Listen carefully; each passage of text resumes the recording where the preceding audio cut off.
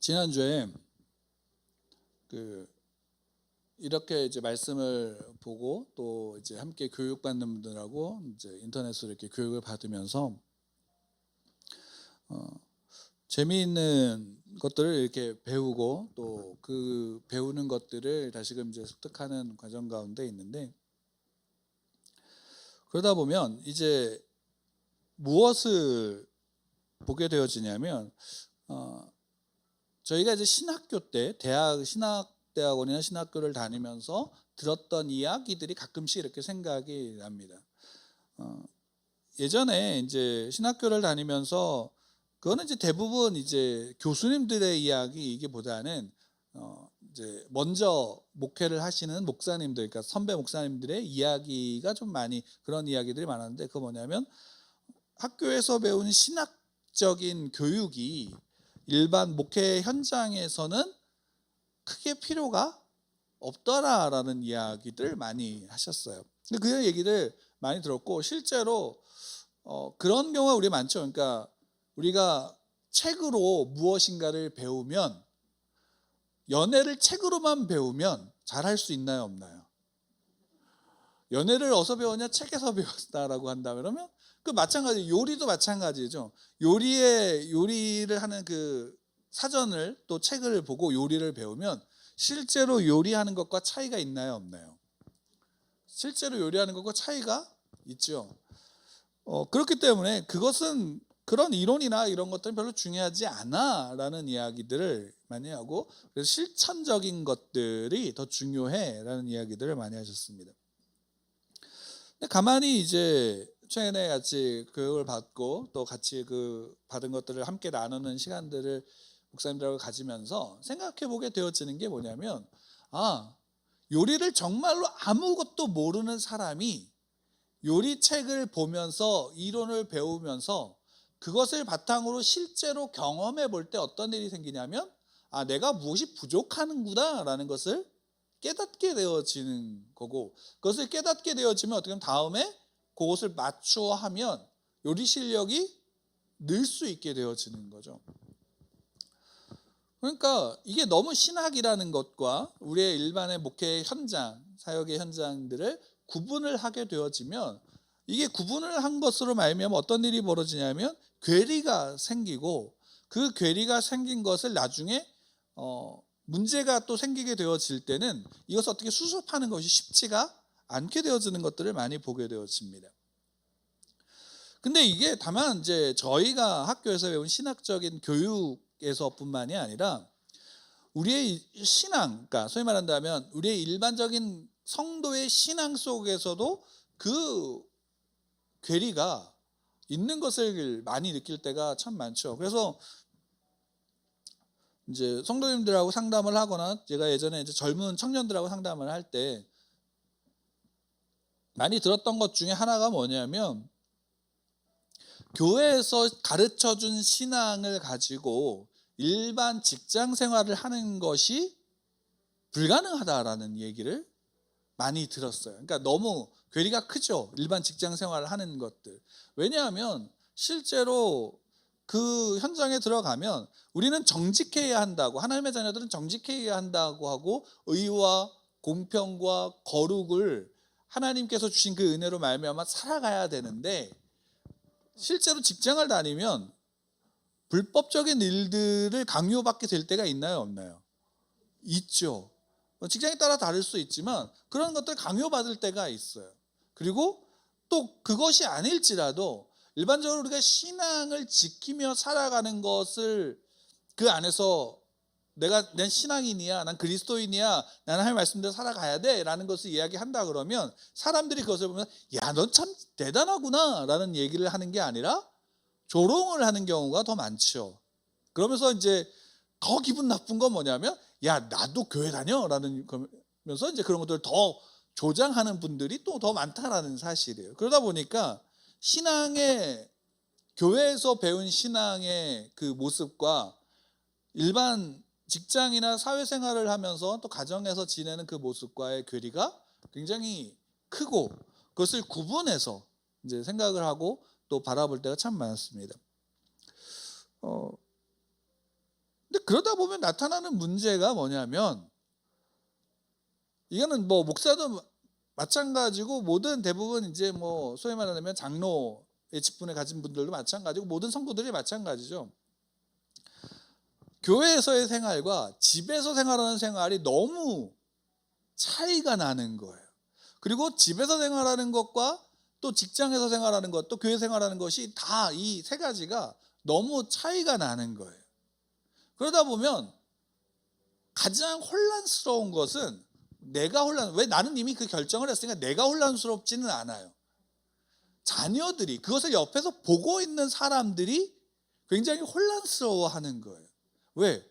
교회에서는 이 얘기했다가 집에 가서는 저 얘기하고 또 직장 가서는 다른 모습을 보여주니까 자녀들은 그 모습을 보면서 굉장히 혼란스러워하죠. 그래서 결국 자녀들이 소위 말하면 머리가 커지게 되면 판단을 하게 되죠.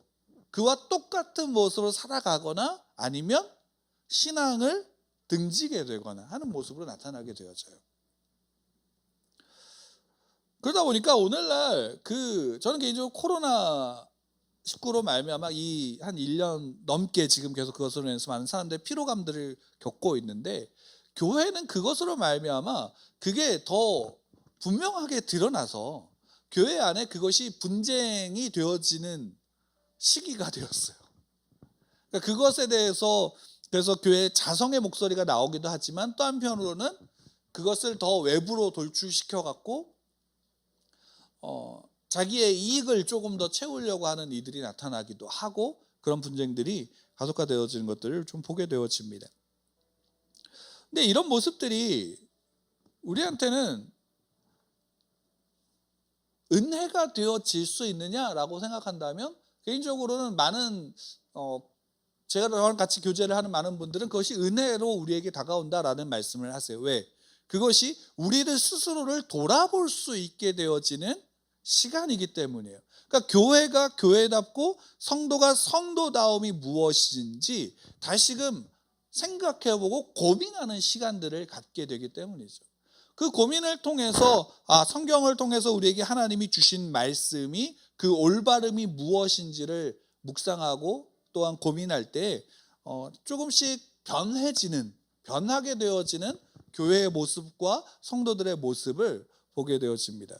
그래서 이것이 우리한테 굉장히 중요한 부분을 이야기를 하는데, 왜 제가 이 말씀을 시작을 하냐면, 우리가 아나니아와 삽비라의 이야기를 접할 때 이 이야기가 사도행전에서 특별히 이제 처음에 나올 때에 이것이 어떤 의미를 갖고 있는가를 생각해 보면, 대부분은 이 아나니아와 삽비라를 이 사건을 어떤 것과 연관을 시키냐면 헌금을 소위 속되게 말하면 삥땅 친 것에 대한 문제라고 생각을 해서 접근하는 경우가 상당히 많죠. 그래서 말씀 볼 때 그것으로 보게 되어 좀 이해가 안 되는 거예요. 왜? 헌금을 그래 좀 숨겨서 조금만 했어. 그런데 그렇다고 죽일 필요까지는 없잖아 라고 이제 이해를 하게 되어지는데, 그렇죠. 아니 헌금 좀 숨긴다고 해서, 숨긴 거 아니죠. 조금 덜 한다고 해서 그것이 죽을 정도의 심각한 죄이냐라고 따진다면 뭐 여러 가지 해석에 따라서는 그것이 달라질 수 있겠지만, 지금 여기에서 이 이야기를 꺼낸 것은 어떻게 본다면 교회의 시작의 첫걸음이잖아요. 그러니까 사도행전을 시작하면서 성령의 강림의 역사가 있은 다음에 중요한 사건들이 있었는데, 그 중요한 사건의 첫 번째가 뭐냐면 40년 동안 태어나면서 걷지 못했던 바로 그 사람이 치유를 받은 거예요. 고침을 받은 거죠. 온전하게 된 거죠. 불구자가 온전하게 됨으로 하나님을 믿는 하나님의 은혜가 예수를 믿는 것이 무엇인지를 그 안에서 실증적으로 보여주신 거예요. 그러니까 육체가 나았다가 아니라 우리의 영이, 죽은 영이 새롭게 온전하게 되어졌다는 사실을 보여주는 거죠. 예수 그리스도로 말미암아. 그리고 나서 많은 사람들이 그 안에서 믿고 회심해서 돌아오면서 그 회심하고 돌아온 이들 가운데 성도의 모습이, 그러니까 다르게 표현하면 하나님의 나라의 모습이 그 공동체 안에 보여지기 시작한 거죠. 왜요? 내 것이라고 주장하는 게 아니라 서로가 서로 유무상통하는 거예요. 자기 것들을 나누는 거예요. 그런데 그것 가운데 현실은 아직 하나님의 나라가 아니니까 부족함 가운데, 연약함 가운데 있을 때 누군가 자기의 것을 다 내놓음으로 모든 이들이 그 안에서 화평을 받고 위로를 받는 이 사건이 나타난 거죠. 그리고 나서 아나니아와 삽비라의 사건이 걷지 못했던 사람을 치유받은 것과 함께 나오는 거예요. 그러면 여기에서 이것이 단순하게 헌금의 문제로서 우리에게 비춰지는 게 아니라 초대교회가 시작하는 그 시점에 모든 성도들에게 있어서 이 사건으로 말미암아 하나님을 믿는 자에게 가장 중요하게 여겨지는 바가 무엇인지를 여기에서 우리에게 말씀해 주고 계시는 거예요. 단순하게 헌금의 문제로서가 아니라. 그러니까 아나니아와 삽비라가 죽을 정도의 큰 죄의 모습이, 그러니까 달리 얘기한다면 그리스도인들이, 하나님의 백성들이 해서는 안 되는 모습이 여기에 있다라는 거예요. 그게 뭘까요? 여기에 우리가 고민을 해보고 이 말씀을 통해서 연구를 하고 묵상을 하고 다시 이 말씀을 봐야 될 필요가 있는 거죠. 박영성 목사님이 이 말씀을 보면서 어디와 연결을 시키셨냐면 출애굽 사건과 연결을 시키셨어요. 그러니까 실제로 이스라엘 백성들이 하나님의 백성, 하나님의 나라, 하나님의 민족으로 소위 말한다면 선택받고 세움받은 건 아브라함으로부터 시작되어진 거지만 실제로 민족적인 어떤 구성을 갖게 되어진 거는 모세가 애굽에서 모세를 통해서 하나님이 이끌어내시는 그 시점이었죠. 왜? 성경의 표현을 믿자면 200만 명이 실제적으로 그 환산을 좀 우리식으로 한다면 200만 명이 넘는 사람들이 애굽에서 나오게 되어진 거예요. 그러니까 아브라함의 후손이 아브라함 혼자 시작했다가 이제 200만 명의 수많은 자손들을 통해서 한 민족이 형성이 되어진 거죠. 그 민족들이 나올 때에 10가지 재앙으로 애굽에서 나오고 홍해를 건너고 그러고 나서 간 곳이 어디예요? 광야로 들어가면서 시내산에 들어가게 되죠. 그 시내산에 들어가면서 하나님이 모세에게 말씀하시죠. 뭘 주시는 거예요? 십계명을 주시는 거예요. 하나님의 법을 주시는 거예요. 그 하나님의 법을 주시는 게 뭔 뜻하냐면 하나님이 이스라엘 백성들을 이끌어내실 때 이스라엘 백성은 이제 내 백성이 되고 나는 이스라엘 백성들의 하나님이 되신다라고 말씀하신 거예요. 그러니까 내 백성, 내 자녀들, 내 백성으로서 이스라엘 백성을 택하심으로 이제 이스라엘 백성들의 하나님은 누구예요? 여호와 하나님이 이스라엘 백성들의 하나님이 되심을 확증하는 사건이에요. 그 십계명은 그것을 뭘 하냐면 그것이 온전하게 공표하며 증명하는 사건 중에 하나예요. 왜냐하면 한 민족이 한 국가가 형성이 되었을 때 그 국가의 그 민족에서 가장 중요한 것은 뭐냐면 그 민족이 갖는 기준이 있어야 되는 거죠. 소위 말한다면 나라가 생기면 모든 백성들이 그 나라에 살아가려면 그 나라에서 살아가는 사람들의 기준이 있어야 되잖아요. 그게 뭐예요? 법이잖아요. 그렇죠? 그러니까 하나님이 법을 주신 거예요. 그게 십계명으로 대표되는 법이에요.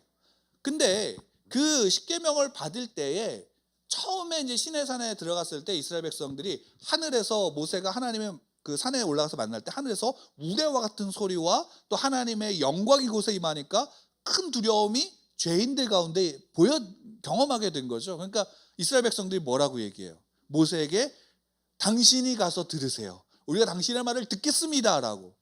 왜? 우리가 가면 우린 죽을 것 같으니까 당신이 가세요라고 해서 시내산을 올려보내요. 그리고 40일 동안 모세가 거기 하나님의 말씀을 받죠. 근데 그 밑에서 어떤 일이 벌어져요? 그러니까 이스라엘 백성들이 하나님이 모세를 통해서 일하신다는 것을 알았지만 모세를 통해서 하나님을 보는 게 아니라 모세를 본 거예요. 근데 갑자기 하나님은 눈에 안 보이고 모세도 안 보이니까 어떤 일이 벌어져요? 눈에 보이는 하나님을 만들기 시작한 거예요. 그러니까 아론한테 금붙이 다 갖다 주고 자기들이 그 열심으로 뭘 만들었어요? 금송아지를 만들었잖아요. 그리고 아론이 공표하죠. 이것이 너희들을 애굽에서 이끌어낸 여호와다라고 공표해요. 그리고 그 앞에서 제사를 드리고 소위 말하는 축제를 행하는 거죠. 애굽에서 있었던 그런 제의식을 행하는 거예요. 하나님이 그것을 보시면서 뭐라고 말씀하세요? 이들을 내가 다 멸하겠다. 그리고 내가 너 모세를 통해서 새로운 민족을 일으키겠다라고 하나님 말씀하시는 거예요. 그런데 모세가 거기에서 그것을 하나님을 만류하죠. 그리고 나서 어떤 일을 해요? 하나님의 편에 선 자 내게 와라. 그때 레위 지파가 그 편에 서고 그들의 손에 칼을 들고 그 자리에서 우상 숭배했던 모든 이들을 다 죽이죠. 그러니까 그 우상을 숭배했던 그 뿌리를 근절시켜 버리는 거예요.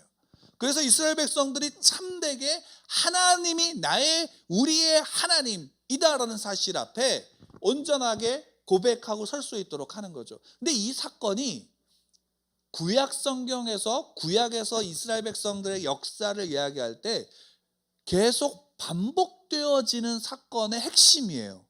뭐예요? 하나님을 믿는데 누구 마음대로 믿고 싶은 거예요? 내 마음대로 믿고 싶은 거예요.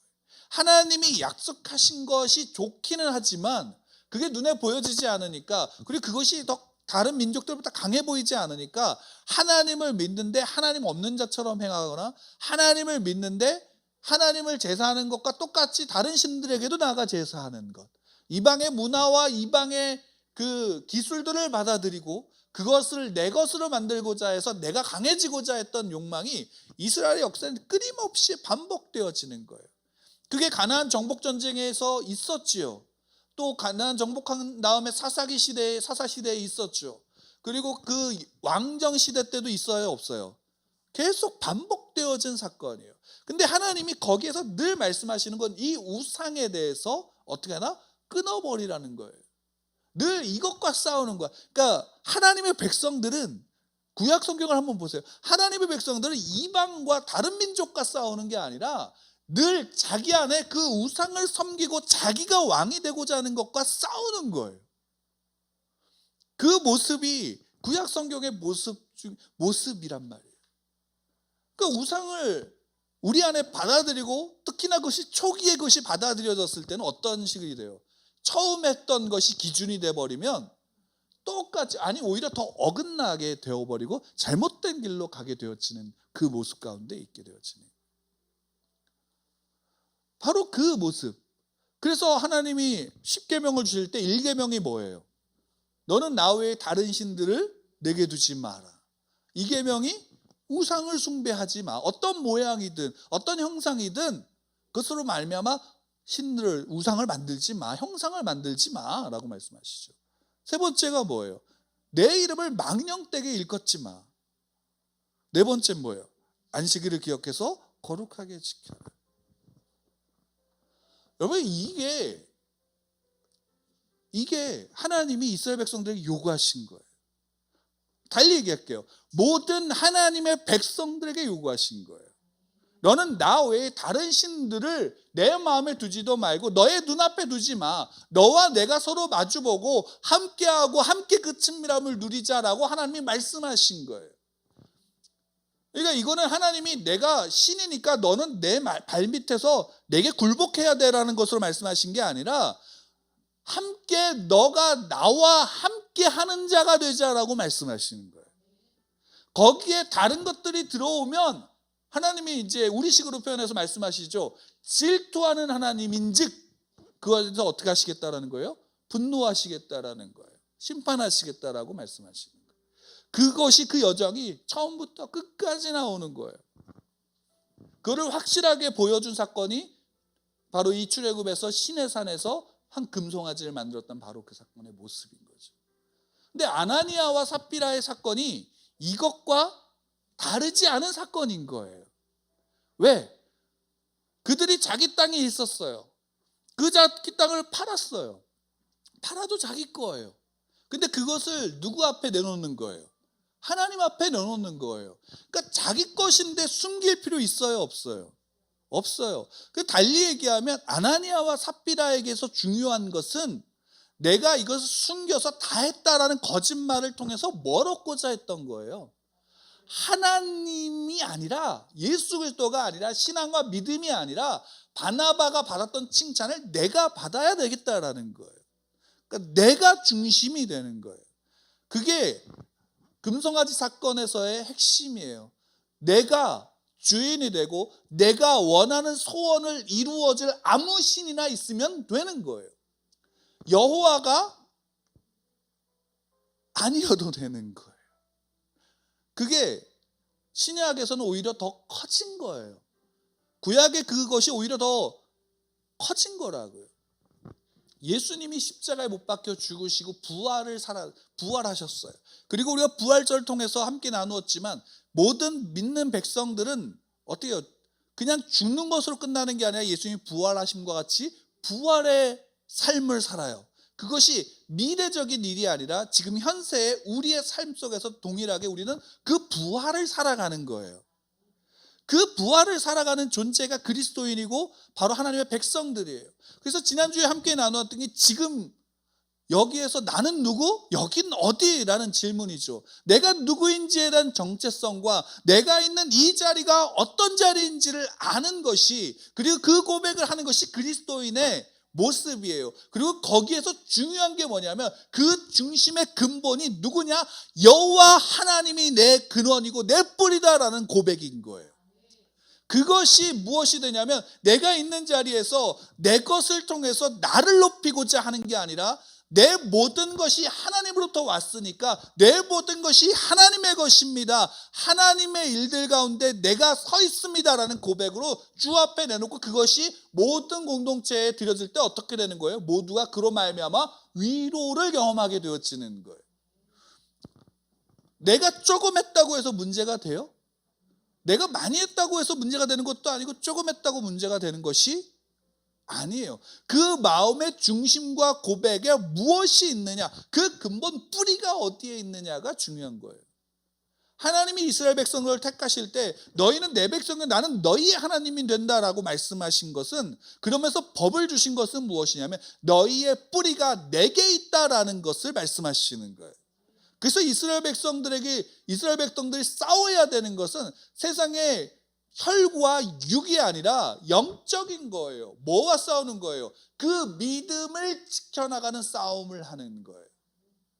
우리가 성경에서 우리가 믿음을 생활할 때 우리가 예전에 잊어버렸던 것 중에 가장 중요한 게 뭐냐면 자기의 성찰의 믿음을 잃어버렸어요.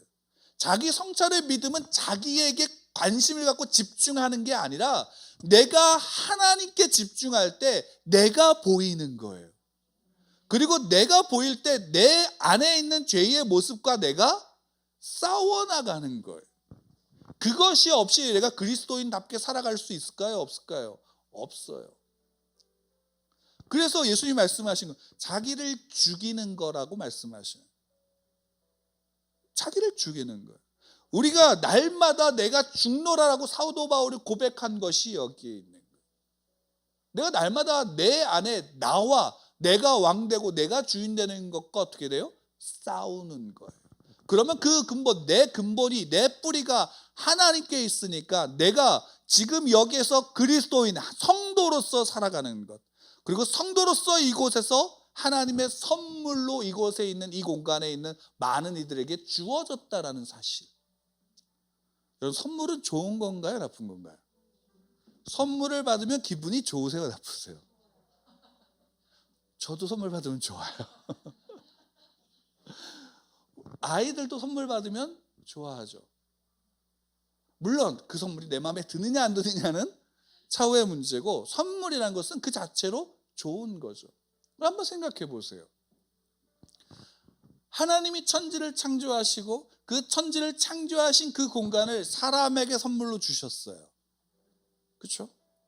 또 그 피조물, 모든 피조물들에게 또한 선물로 주신 거란 말이에요. 반대로 얘기하면 사람이 그 창조된 피조 세계에 하나님이 선물을 그 사람에게 주셨다면 사람은 그 피조 세계의 모든 피조물들에게 뭐가 되는 거예요? 선물이 되는 거예요.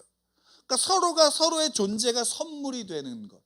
왜? 그래서 하나님의 선물을 둘러싸여 살아가는 것, 그것이 그리스도인의 모습이에요. 그러니까 여러분들은 이 모든 세계가 하나님이 여러분들에게 주신 선물이에요. 근데 마음에 들지 않죠? 코로나19가 있고 오늘 아침에도 띠링띠링 울리고, 옆에 딱 봤을 때는 참 이쁘다가도 참 마음에 안 들어라고 하는 애들이 있을 때가 있고, 직장에 가면 이게 참 직장 상사의 눈치와 밑에서 올라오는 후임들의 그 눈치 속에 눈칫밥을 먹어야 되는 그 모습 가운데 있어요. 근데 그게 선물이라고 한다 그러면 참 씁쓸할 때가 느끼지만 실제 사실이에요. 그게 하나님이 우리에게 주신 선물이에요. 그리고 하나님은 그 속에서 뭘 하시길 원하냐면 선물로 그것을 누리기를 원하시는 거예요. 우리가 선물로 그것을 누린다는 것은 그것에 매여서 그것에 붙잡혀서 그것을 위해 살아가는 게 아니라 그 속에서 내가 하나님의 자녀임을 고백하면서 아담이 했던 것처럼 그 속에서 하나님의 권세와 권위로 말미암아 하나님의 뜻을 세우는 거예요. 그러면 그게 뭐가 되는지 아세요? 그 공간에 여러분들이 그 공간에 하나님이 보내신 선물이 되는 거예요. 그럼 중요한 건 이거예요. 그들이 내게 선물인데 나는 별로 마음에 안 들어서 좀 이럴 수 있지만 내가 그 공간에 있음으로 말미암아 그 안에 있는 사람들이 나로 말미암아 뭘 얻을 수 있을까요? 위로를 얻을 수 있는 거예요. 더 나아가서는 하나님을 보는 거예요.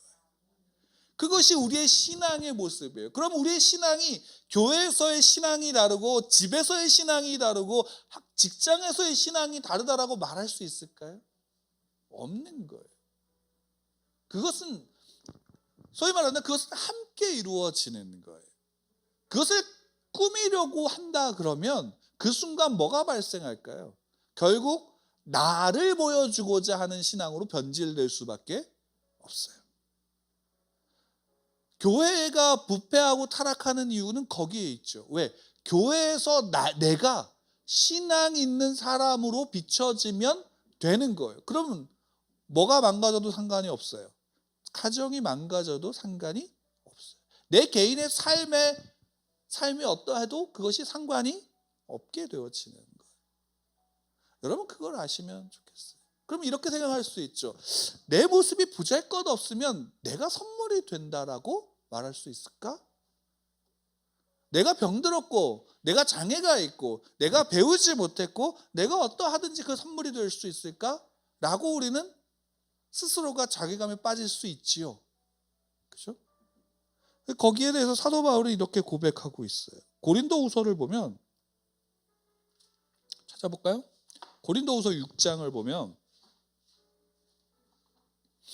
고린도후서 6장 1절부터 10절까지인데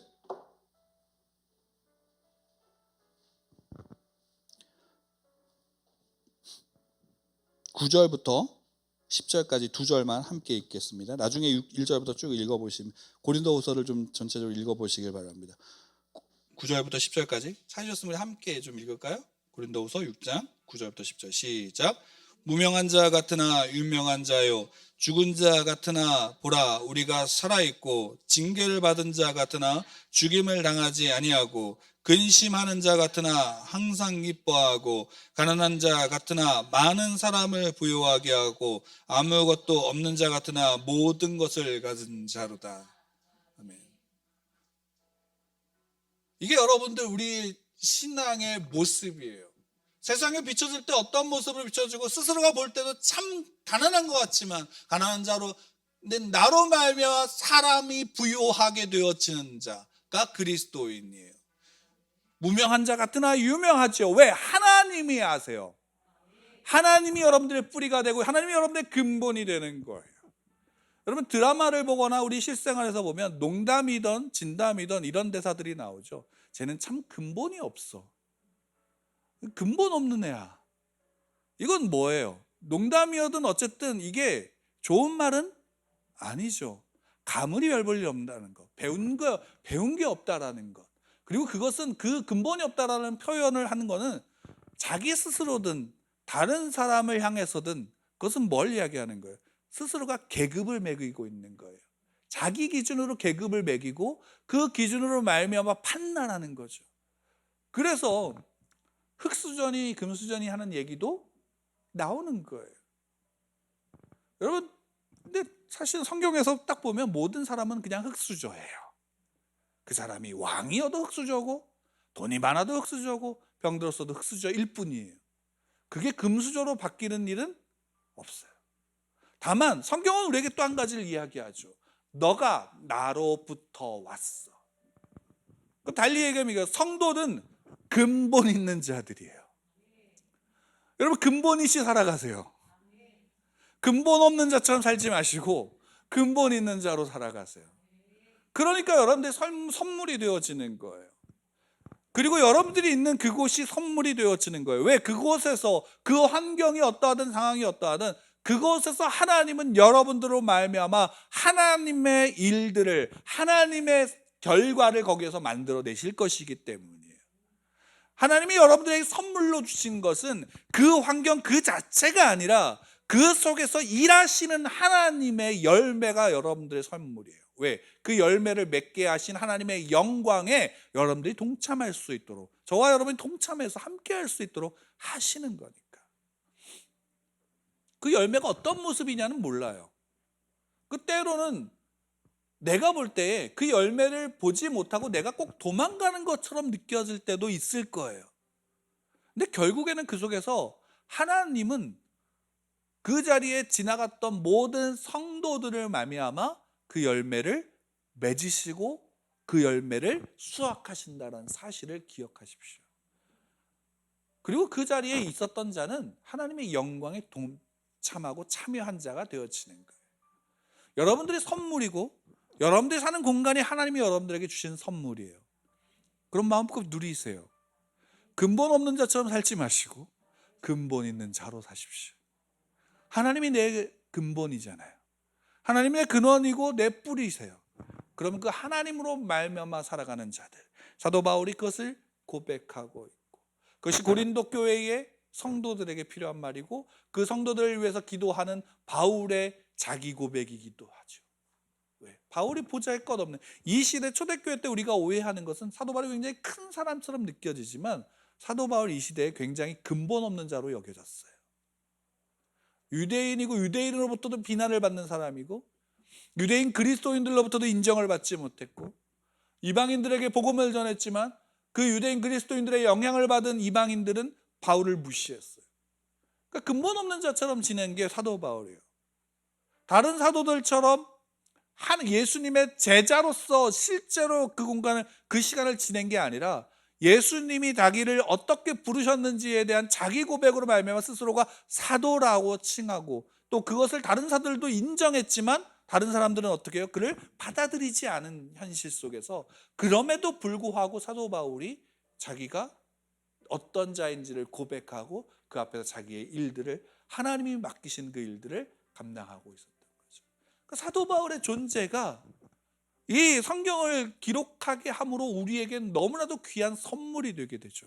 왜? 그것으로 말미암아 하나님은 말씀을 우리는 더 볼 수 있게 되어지니까. 지금 여러분의 삶을 통해서 하나님 그 일들을 똑같이 이루어 가고 계신다는 사실을 믿으십시오. 적어도 여러분의 자녀들에겐 그렇지 않나요?